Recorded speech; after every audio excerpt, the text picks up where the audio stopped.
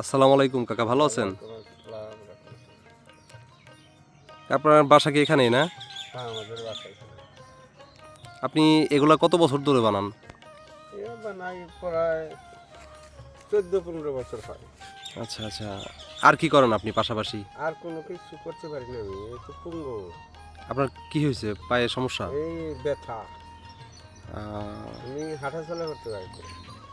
এগুলা করার আগে কি করতেন আপনি? এগুলি করার আগে হয়তো কৃষি কাজ টাজ করতাম। আচ্ছা, আপনার বাসা কি তাহলে ঘিওর থানার, এটা গ্রামের নাম কি? হ্যাঁ, এটা গেয়র থানায় সিংদুরি। সিঞ্জুরি বলে না? হুম, এটা কোন ইউনিয়নে পড়ছে? সিঞ্জুরি ইউনিয়ন। সিংদুরি ইউনিয়ন।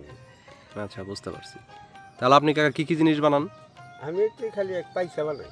পাইসা না? হুম, এগুলা পাইকারি বিক্রি করেন আপনি? পাইকারিও নেয়, আবার এমনি গৃহস্থ বাড়ি এসেও নেয়, আবার বাজারেও যাই। কত করে বিক্রি করেন মোটামুটি অ্যাভারেজ দাম? হুম, কত করে বিক্রি করেন এগুলা? এতে পয়সা হলো 3-4 পদের পয়সা বানাই, একটা দামে একরকম হয়, তাতে নিচে 300, উপরে 500 পর্যন্ত বেশি আর কি। আচ্ছা আচ্ছা। আপনার বাল বাচ্চা কয়জন? বাল বাচ্চা হলো 2 ছেলে 1 মেয়ে। আচ্ছা আচ্ছা, ওনারা কি করেন? এরা তো কৃষি কাজ টাজ করে খায় আর কি। এগুলা করে কি আপনি একা এগুলো আমি সংসার একাই চালান? করি। আচ্ছা। এমনি কাকা আপনার জমি জমা আছে না? আমার নিজে? এমনি জমি জমা নাই, একটু খালি বাড়িটুক আছে। আচ্ছা।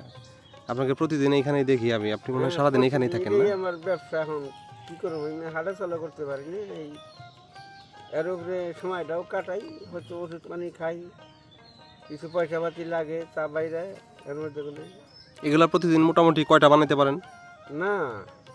প্রতিদিন কয়টা হয় না, ওই এর একটা মাল বানাইতে 2 দিন লাগে।